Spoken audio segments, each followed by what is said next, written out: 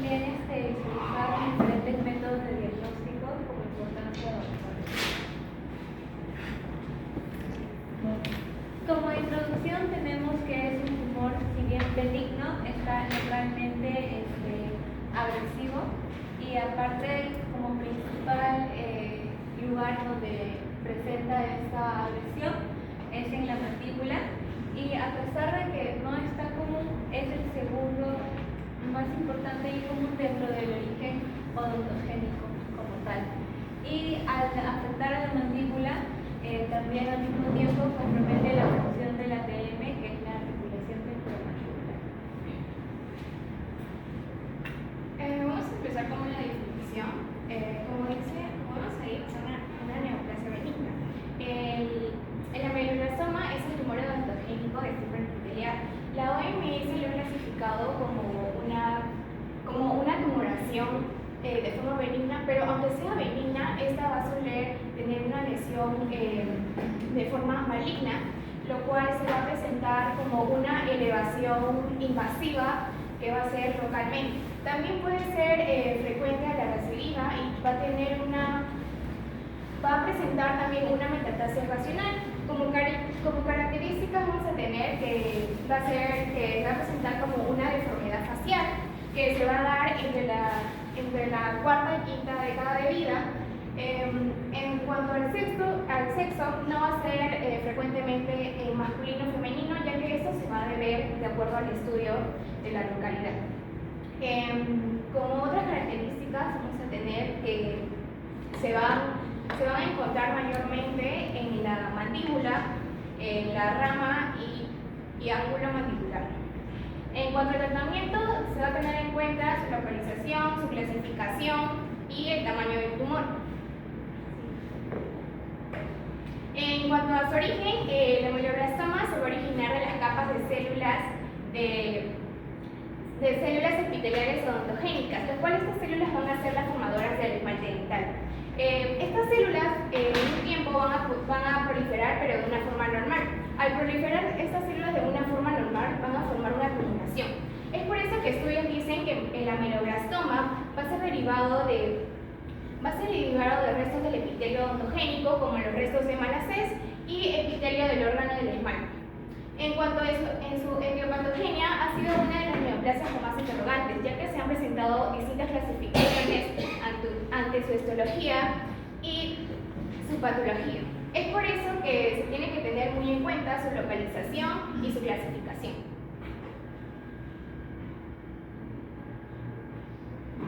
Yo quiero hablar sobre la epidemiología. Estos datos se han recaudado de 2022 según la OMS. Acá podemos ver que el 1% está considerado dentro de los tumores odontogénicos, el 13% está considerado dentro de los quistes tumorales maxilares. A nivel de cirugía existen dos tipos, que es la cirugía radical, que ya más adelante les vamos a explicar a qué se refiere. Está considerado entre el 15 y el 25%. En cirugías radicales está considerado, moderadas, está considerado entre el 75 y el 90%, siendo así el porcentaje más grande en cirugías. También podemos apreciar que este odontoblastoma está considerado más que todo y sale en un 86% en la parte mandibular, en la parte de la rama posterior, pero también está considerado en un 8,5% en el maxilar superior, tanto así que hay hasta un porcentaje del 1% que también puede salir en el área hasta infraorbitario del rostro. ¿No? Como pueden apreciar aquí en la imagen, acá se ve, por ejemplo, que ha llegado, inclusive sale en el maxilar inferior, en la parte inferior derecha, pero inclusive llega hasta el área superior de la boca. Siguiente, por favor. La clasificación de la OMS, la Organización Mundial de la Salud, vamos a hacer un recuento entre los años que se han dado distintas variantes. Por ejemplo, en 1992, la Organización Mundial de Salud clasifica como 3 variantes, que va a ser el ameloblastoma sólido, el ameloblastoma periférico y el ameloblastoma quiquístico.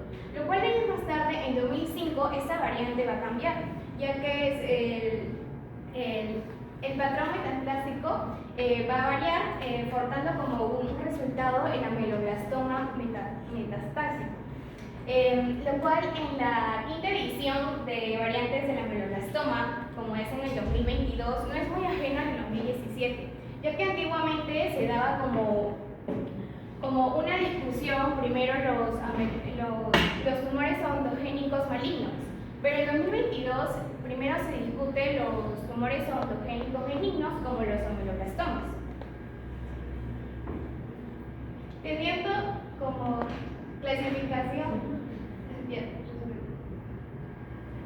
clasificación a 5 ameloblastomas, que va a ser el uniquístico, el periférico, el convencional, el adenoideo y el metastatizante.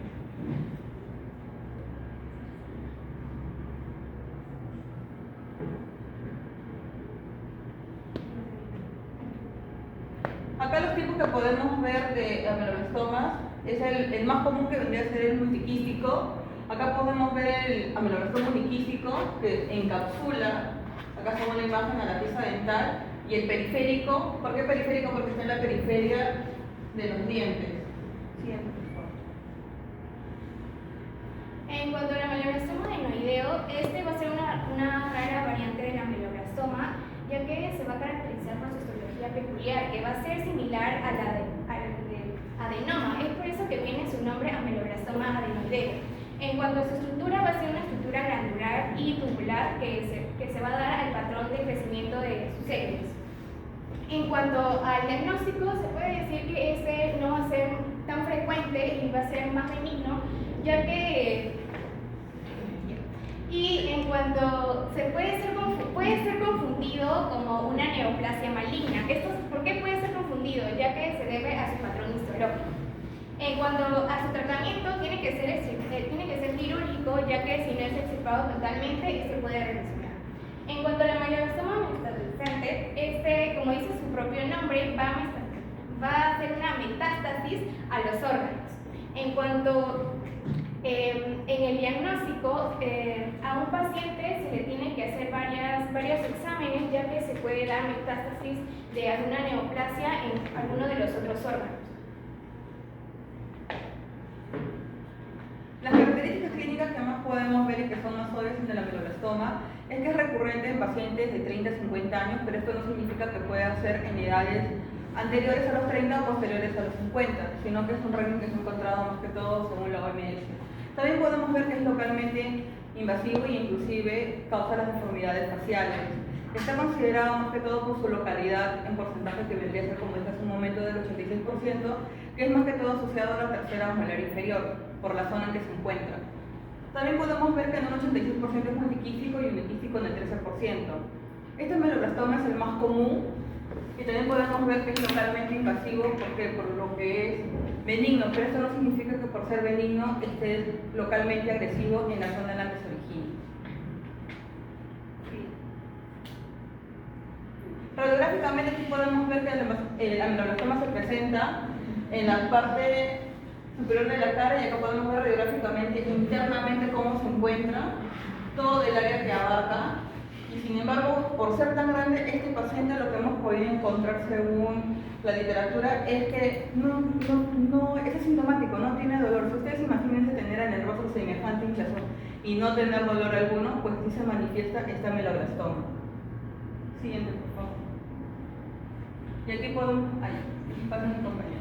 Aquí veremos acerca de las características histopatológicas como tal. La primera, que es acerca de la folicular, podemos ver presencia de islotes y también de retículos estrellados.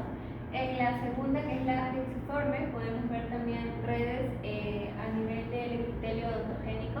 Y algo que es importante aclarar es que estas dos son las más presentes en el ameloblastoma. Estas son las tres siguientes, y tenemos al acantomatoso, que presenta al mismo tiempo también queratina dentro de su vista histopatológica. Tenemos a las células glandulares como tal, que están a nivel eosinofílico y también con relación a los lisosomas. Como último tenemos a las células basales, que son células mucho más oscuras como las células ganglionares. Ahora les vamos a presentar un caso clínico para que más que todo puedan entender cómo es el agente causal de esta ameloblastoma. Nosotros hemos encontrado a una paciente de 57 años de edad, referentemente asintomática, con una inflamación en el rostro y una cierta deformidad en la parte inferior izquierda del rostro, como pueden ver, con un volumen en un ángulo mandibular. Siguiente, por favor. Acá podemos ver la tomografía y la resonancia magnética que se le ha hecho a la paciente, y podemos ver claramente que toda esta mancha que se encuentra acá es lo que se ve a nivel tomográfico, que en realidad entre la tomografía y la radiografía es que acá podemos ver, por ejemplo, lo que son tejidos, ¿no? Sí lo logran ver, sí entienden. Que es la parte de acá y la parte de acá, ¿no? A nivel de la mandíbula en la zona izquierda. Siguiente, por favor. Acá podemos ver histopatológicamente cómo los tejidos se empiezan a crecer, ¿no? Multiquísticamente, según el diagnóstico anopatológico que se le ha hecho a la paciente. Sí.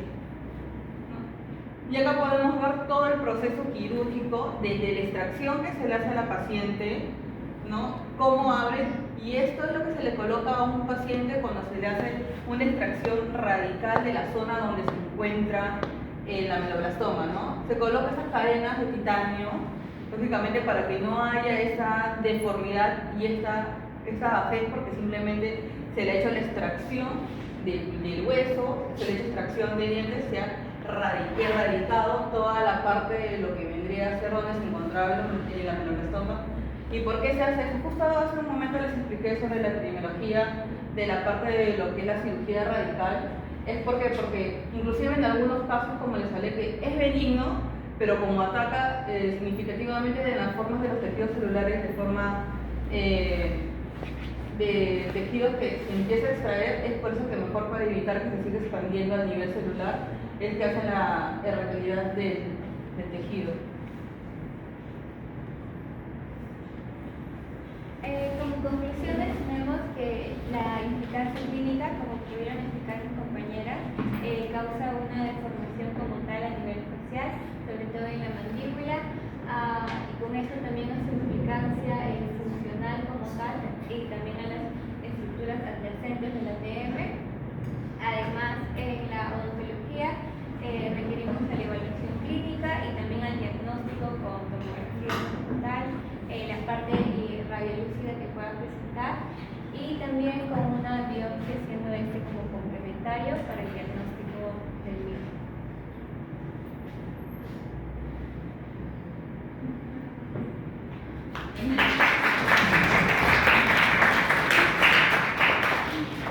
A ver, ¿preguntas? ¿Ninguna pregunta? Todo claro, como el agua.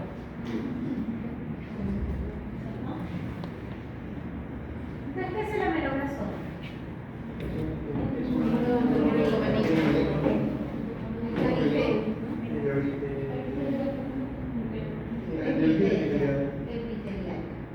A ver, ¿el ameloblastoma es benigno o es maligno?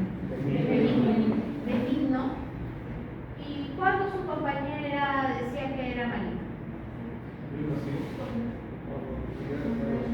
Bueno, sí, metástasis. Entonces, ¿esa metástasis? Hay un tipo que mencionaron que es específicamente cardiaco por eso. Uniquístico. El multiquístico. El multiquístico es multiquístico. El multiquístico. A ver, ¿la que han expuesto? Vuelvan a explicar a sus compañeros esa parte. No, hablen en general. ¿Es maligno?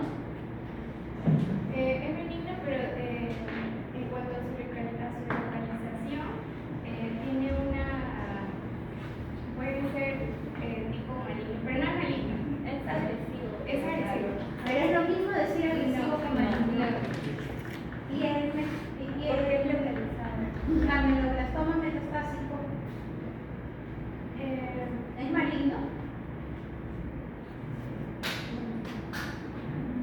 ¿No? ¿Leyeron el artículo? Lo que pasa es que en distintos artículos que hemos encontrado para poder armar la PPT, en la mayoría, y por no decir casi todos, hablan de que el ameloblastoma es benigno, pero es agresivo. Sin embargo, según la OMS, en el último que ha hecho del 2022, habla de lo que justo habló mi compañera, que es metastásico. ¿Por qué? Porque las células, por ejemplo, empiezan a ramificarse, inclusive en algunos análisis de patología se ve que actúa de esa forma, pero en realidad, como título, por decirlo así, no es benigno. Y yo lo mencioné en clase, ¿por qué le dicen metastásico? Solo porque han encontrado células. O sea, cuando retiró la tumeración en hígado o en cuero cabelludo, es un meloblastoma. Pero no hay diferenciación celular, por ende sigue siendo benigno. O sea, ese es el único tipo de ameloblastoma que sigue siendo un interrogante hasta ahora. O sea, siguen haciéndole estudios, un histoquímico, etc. Pero no, hasta ahora ninguno sale positivo a maligna, pese a ese comportamiento agresivo. Y radiográficamente, ¿qué característica principal tiene? Es radiolúcido. Radiotransparente, a ver cómo es eso. Lo han inventado un nuevo término, yo quiero que me aclaren.